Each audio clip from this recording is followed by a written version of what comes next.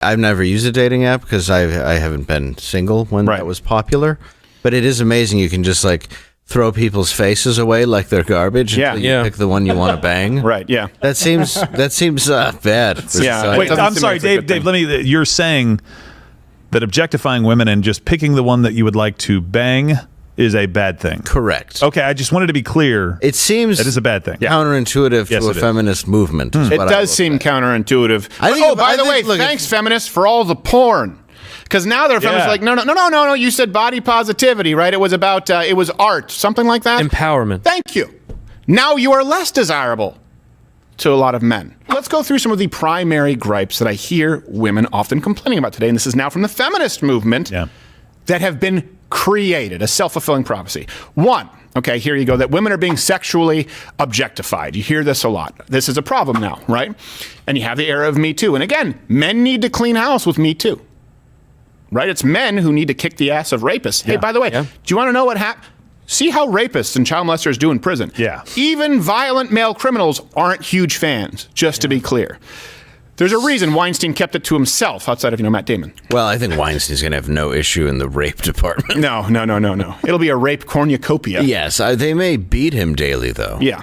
Just because, he's a slob. He is absolutely disgusting. He's just tough to look at. So women are sexually objectified. Well, look, I would agree with that. I think that's a problem that we have now that we certainly didn't have back in the 1940s, 50s. I'll say 50s for the sake of argument here. Because a lot of times they say, MAGA means go back to the 1950s, which was racism and sexism. But now they're going, we can't find a man on college. Okay, on college campus. All right. Yeah. Feminists were the feminist movement, okay? And when I am saying this, I'm talking about the feminist leftist movement. And unfortunately, because women value empathy over conflict and resolution in many ways, you know this if you're married, they've allowed feminists to run wild. So I'm not saying all women, but I am saying this is a problem that has been created exclusively in the female community. Feminism lauded the sexual liberation movement. Yeah. This coincided with birth control, right? They said, hey, free sex, right? Free sex, free love. That was the idea. And guess what? You let men off the hook. This didn't come from men. Now, men have always wanted to have sex with as many women as they could because that's the way that they're biologically hardwired, right? For example, look at gay couples. Promiscuity is almost non-existent. Why? Because everyone just says, yes, all the time. All the time. It was women who civilized men and said, no, you got to put a ring on it, right? That was how it used to work. A man used to have to court, romance a woman, and then get married, and they would be engaged in a sexually monogamous relationship. I feel like there was a guy behind the curtain pulling the strings, you want to have sex with everyone. Yeah, exactly. Guys are like, oh no, please don't do that. This is not the penis you're looking for. Yeah, seriously, it's like the topless thing, free the nipple to piss off men. It's like this, women's sexual liberation. I bet you Donald Trump was back oh no, not free sex, stop, gross. The first motion picture to ever come at you was a train. They finally filmed something, and the second one I believe was a naked woman on a tire swing. I'm not even kidding. It's that's how quickly you just go into perversion with any invention that we've ever had. It's like the internet. We're like, hey, this is an amazing way we can communicate with and masturbate. Yes, yeah. It's like it used to. Is that a tire swing? Oh, that would look nice out in old Boo Radley's front yard. Yeah, I could really see how a kid could. Can I put my snatch on it? Is that let's make porn free? I was gonna say, to be fair, that first movie, it was called Train Coming Into a Station. Was it really? Yeah. Well, stop it. There you go. So there's a little symbolism there. All right, here's another complaint that we have. The second one was part 2. The issue is the stopgap was removed from carnal sexuality. And now a lot of women are upset that, and rightfully so, I agree with you, that a lot of men are this is what's happening, the golden penis syndrome. They're playing the field because they have more options. And an underlying theme here that you will understand is that women have, throughout the decades, tried to increase their value in the romance and in the dating marketplace in ways that they see men add value. But it doesn't add value to a man. What do I mean? Women have said, well, I'm a professional career woman. Well, men don't care. Women say, well, I make a good income. Men don't care. Well, I have a college degree. Men don't care. You value that in a man. A man still values the same things in general when polled: kindness, being attractive, nurturing, loyal. These are things they're not going. Men don't say, does she make a good income? Women see that as valuable because that's the role of protector and provider, whether you want to admit it or not. And so you've tried to increase your value through being more like a man. It's just like having female action stars. Like, well, how about you just have, that's why Queen's Gambit was great. You had the best female chess player. Fantastic. There's no reason that can't happen. Why? Because women can be just as good at chess. Women cannot, you can't beat someone's ass with a high heel. You're going to get your ass kicked, okay, Charlize? So you try to empower women by telling them to be more like men. Yeah. Here you go. Now men aren't all that interested. And that brings me to another point. We hear this a lot, that men will not commit, right? This is a complaint among women. And you know what? It's actually true. Yeah, we saw it in some of the chat questions. I've been dating somebody for 4 or 5 years, and I'm like, wait, what? That shouldn't happen. And this is true. Men are not willing to commit. Why? Again, this goes back to point number 1, the sexual revolution, right? And marriage just isn't also seen as a winning proposition. This is something that's important. A lot of people don't understand, too. It's increasing expectations in marriage of men, where men used to be the provider, men used to be the protector, and women would be at home with the children. And now it's also you share all the household duties. Also, you're Mr. Mom at home. And also, if I leave you for any reason, I'm going to take half. This is a part of the feminist revolution. And so men say, well, you know what? That's a risk that I don't really want to take. Women, these laws were changed by women. These ideas were championed by women. Men never wanted it, to be clear. Just like they don't want a woman today who's 35 with a gender studies degree in student debt to be the mother of their children. Turn back now. Here's another one that you see a lot of women now, too, when they look at the dating pool. You can read this in the golden penis syndrome. Men don't make enough money, right? It's really tough. I can't find a man who makes enough money. Well, look, okay, why do you think that is? When feminism pushed the idea, and not only pushed the idea, denigrated the idea of single income households, a stay-at-home mom, they pushed the idea of a dual income household. Yeah.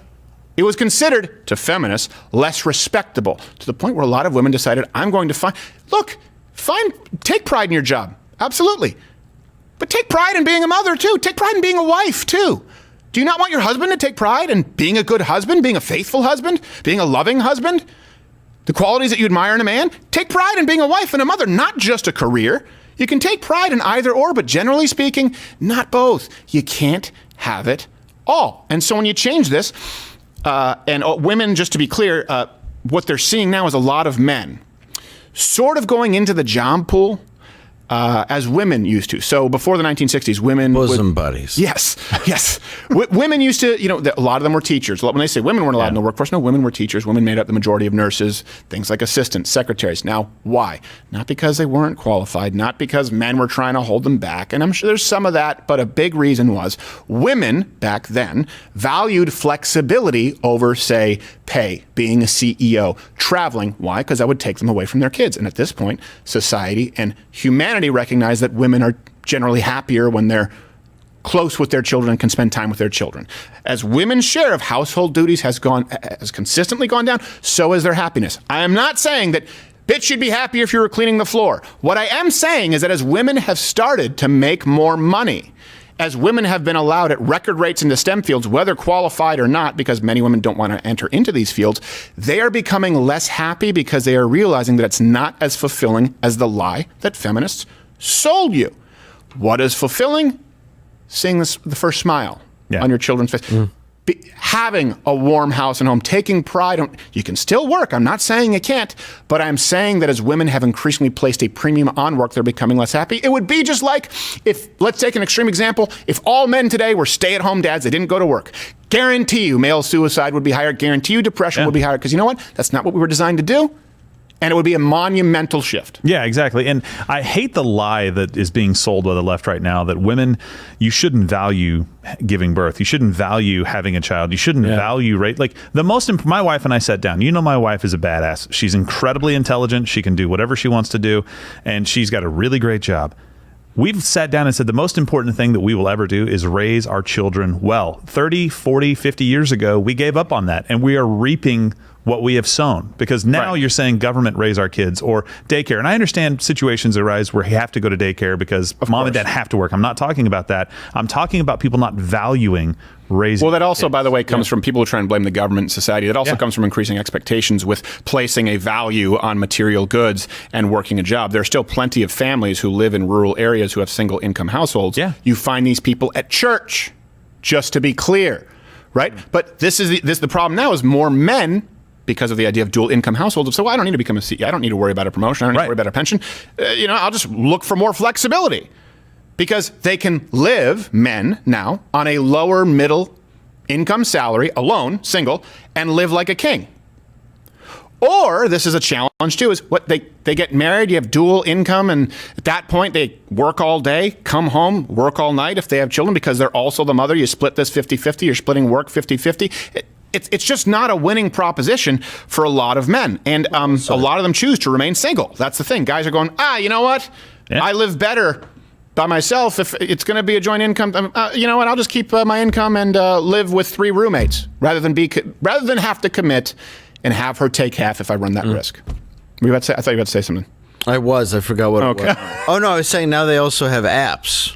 Right, yeah, they have sex apps. I don't mean to sound like, I don't mean to date myself, but what I'm trying to say, well, I guess, never mind. But what I'm trying to say is, I've never used a dating app because I haven't been single when that was popular.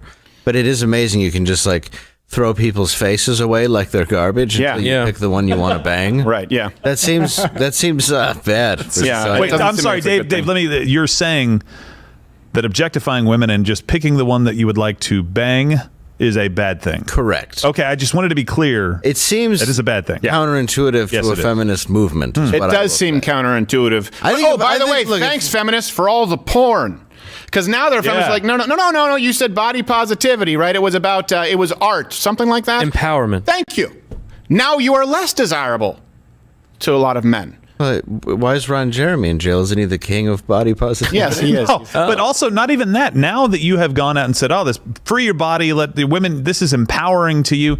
Now you have the potential of ending up in a relationship with a man who has seen the very, very best. I'm sorry, porn is absolutely horrific, but airbrushing and just cutting scenes together. You've seen what the best of sex could possibly be, which is completely unattainable. It's not real. And now they go into a relationship where it underperforms. And all of a sudden, the thing that was meant to bring you guys together in a way that nothing else could is a disappointment. Well, but horrific's a horrific. Gerald's the one who started throwing horrific around. Listen, porn is horrific. That is not my story. Thank God it's terrific. Not, but I heard you say terrific. Nobody took a girl on a first date and was like, listen, I just want to get to the movies, use your feet on me. Just put on the strap on. Yes. I read it in a children's book. I read it at the school library. Oh yeah, that's what the best part of that children's book is the kid going, this isn't how I expected it. Let's do something else. Yeah, what are you going to go back to? Riding bikes? Yeah. You two going to go fishing? Yeah, you think after servicing your transgender sister with a strap-on that you can go back to having fun on your fixie? Yeah, just time to go back and play a little Nintendo. This is all one big advertisement for this is boring. Pow, pow, Power Wheels. Yeah. Hey. I don't know. Now you're sucking for real. All right, here's another complaint that you see from women, and it's sort of and by the way, women out there, I would love to hear your comments, but we get these chat feedbacks all the time, and you're seeing liberals writing about these from a different perspective. They just want to come up with a different solution, which is more emasculization. So men are lazy slobs. You see this argument a lot. Guess what? That's absolutely true in a lot of ways. Men in the 40s, boys, teenagers, were storming the beaches of Normandy. You look at the 1930s, you look at the 1940s, you look at the Greatest Generation, you look at what they were doing. And if they weren't doing that, if there hadn't been a war, they'd be working in the factory lines, or they'd be starting a business anyway, or they'd be out there learning a trade. Even after they had gone to college, if they were so lucky to have gone to university. Nowadays, you're more likely to run into a 30-something-year-old sort of Seth Rogen archetype living with a bunch of roommates in an apartment. It's an actual syndrome called second adolescence. This is what we have right now. And let's ask why. Why did we go from storming the beaches? And I'm not just talking about the draft. Why did we go from the kinds of men, and even lower testosterone levels, by the way, that's a fact historically right now. Men have lower testosterone levels than their grandfather. Why did we make that transition? Could it be because feminists and women, by and large, and this is also not just feminists, you see this with moms and boys a lot. And I know that you don't mean to do it, but women naturally recoil at what a boy actually is. It's very foreign to them sometimes how physical, how violent, how aggressive they are, how assertive. Guess what? These are also the same characteristics that make men leaders in times of war, that make men great CEOs of companies. All the things that you portray as toxic masculinity, I'm not talking about beating women. I'm not talking about objectifying women. I'm talking about someone being assertive in a leadership role with respect and admiration, which is what men have wanted. It's what they've always wanted. It's what would make them most happy today. And instead, you've demonized it and now ask where all the real men have gone to. It's a really stark contrast, and you can see it biochemically in hormone levels. Yeah. And it's not just because of BPA in the plastic. And you don't care about that because you just think that's a xenoestrogen, but you want to inject boys with estrogen anyway. So shut up. Yeah. Well, and on top of that, you've also told men that if you hit, I remember the Gillette commercial where a guy saw a pretty girl walking by and he was about to go and try to talk to her, and his buddy was like, no, bro. And I'm like, so now you've even told us, like, we can't even try to get to know you. We can't even try to say, hi, my name's Gerald, you know, like, hey, I've seen you walking here before, or anything like that. Like, guy wasn't making cat calls. Let me give you an exact example. Okay, what I'm talking about. The Me Too movement, though, not cut you up, but the Me Too movement did that. It confused dating with rape. Absolutely. Yes, absolutely. Why do you think guys are afraid to date a lot of the time? It's not even the fault of, in my opinion, women in the workplace. I think it's this entire movement that made men actually scared. That's a huge component to it Henry as well. Cavill said that. He said it's scary to date. And accessible pornography makes it like, well, you know what? I'm not in a rush. Well, you can retroactively be raped because you regretted having consensual sex with someone. No, these are two different things. Insane. I'm saying women placing priority and a premium on the workplace and really sort of belittling the job of motherhood is what has caused women to be less happy today, statistically, more rates of depression. And what I'm talking about, the separate issue, though, is true. The reason men have also left the dating pool. There are two separate issues, but you're absolutely right. And you know what? This is something else to keep in mind. I'll give you an exact story. Okay. Violence is not immoral. Violence is amoral, just like money. Money can be used to, I can go give that to a starving child, I can go give it to my church, or I can go and buy crack. One time during the war, I visited a prostitute. One time, yeah. And my life's been a living hell ever since. And by prostitute, I mean 9, but it was all at once. So yes, they were all in Paris. They loved me long. What are you, time. DK Metcalf? So, I have a relative, I won't say this person's name, lives in New York. And when you say, I do need it. No, it's not Darren. Joking. So let me finish the story because this is important. Women are going to go, well, we don't want men who are walking around smacking women. No, I'm not saying that. You don't. What you do want, though, is a man who's going to protect you and respect and honor you. And I will say this is a relative of mine who's a Christian and was on a subway in New York. And this man, and he did happen to be of African-American origin. I don't know, could have been from Barbados. That's an entirely racist term. Black. He was harassing somebody on the subway, and this man's wife, this man's wife, my relative, was just looking. And the man looked at her and he said, just if you have kids, I'm going to tell you, he said, yeah, bitch, why don't you come over here and sit on my crotch? Now, that's what we're talking. That is an example of toxic masculinity. That's a man who had no respect for this woman. Right. My relative got up and said, what did you say? Big guy, size of my dad, 6'2", 220. Said, what did you say? What did you say? And he started getting up in his face. And then his wife said, no, stop. He said, no, what do you want to say that again? And the guy was kind of getting a little bit mouthy. And his wife said, hey, stop. What would Jesus do? I swear to you. And he said, Jesus got off 3 stops ago. I'm about to kick the shit out of this guy. Now, that's what I'm talking about. Are you going to say to me that what my relative did was just as immoral as the man on the subway? So let's clearly differentiate. The problem is you vilified all of it. Yes, of course, it's a tenet of feminism, but also, mothers, be very, very careful when you are raising boys, because I think all boys have, at some point, been admonished or realized there's just a disconnect where sometimes mothers don't understand that boy behavior is boy behavior. You need to bridle it. You don't want to try and snuff it out. Okay. Unless you want a train full of men like we saw the other day where this woman gets hit and there's not a good There's man not on a the train. single good man. So toxic masculinity runs rampant when actual masculinity is not encouraged and taught and fostered. Yes. That's the issue there. A real man who is aggressive, who is assertive, who is confident, who is loyal, punches the man hitting a woman in the face, right?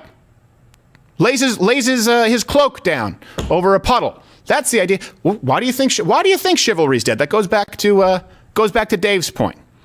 Why do you think it's dead? Because someone might open a door for you and be accused of being a sexist. Catcalling No one's supporting catcalling. Hey, you have beautiful eyes. It's not a catcall. And you wonder why the dating pool isn't so great. Yeah. Okay. And this is something else, too. Women have changed what they want in men. Men used to want someone like my relative. Men used to want a man who would say, hey, you're beautiful. Men used to want a man who was assertive. Sorry, women used to want a man who was assertive. Well, you know. Maybe, I was confused there for a second. I was like, what? Then women switch with postmodernism, saying, actually, we want a man who's sensitive and is in touch with his feelings, and more importantly, in touch with our feelings. You don't want a man who's in touch with your feelings. You want a man who listens to your feelings. You don't want a man who understands it from a first-person perspective.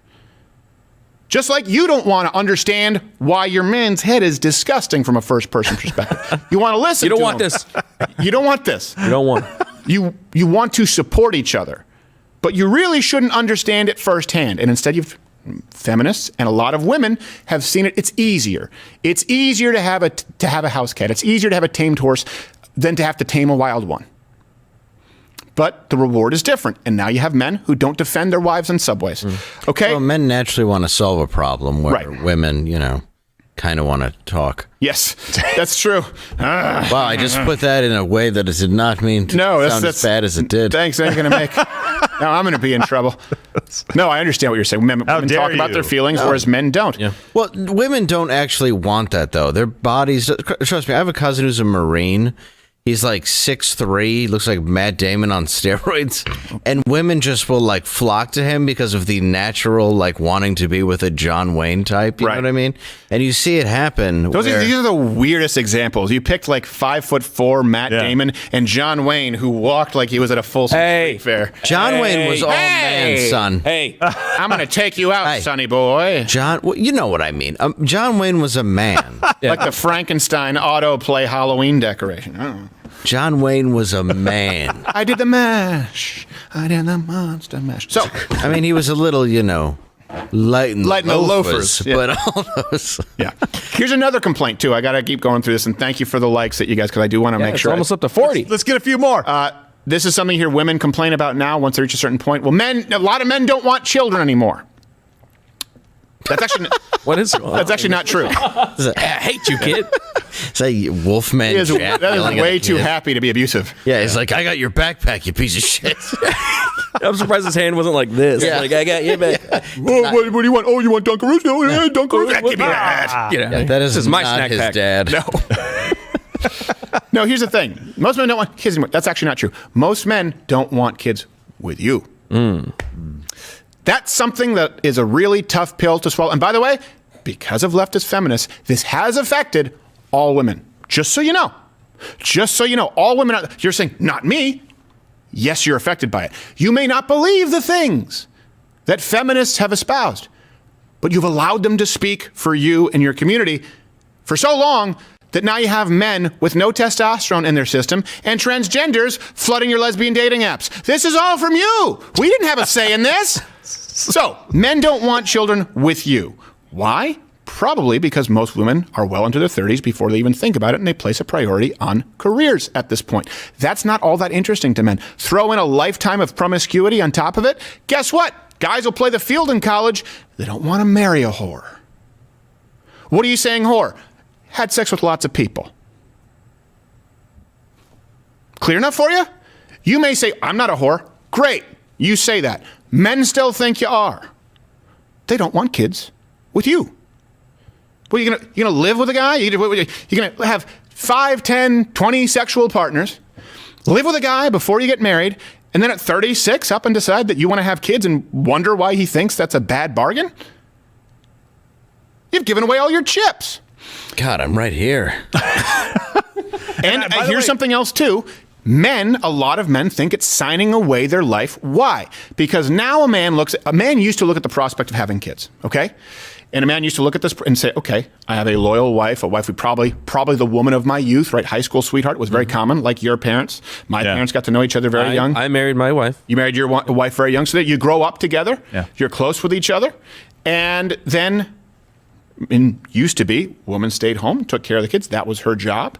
And you went, you brought home the bacon, you came home, you played with the kids, you spent some time with them, maybe took them to a game, and then you could recharge for the next day. But now the expectation is somewhere in your 30s, your woman is going to work. It's going to be a dual household income. You're going to work all day as a man. A man feels he's going to work all day, come home, and then have to be Mr. Mom. And he's going, you know what? I'll just stay single, and I don't need that much money. I can get a flex job. Yeah. Watch Louder with Crowder live, Monday through Thursday, 10 a.m. Eastern.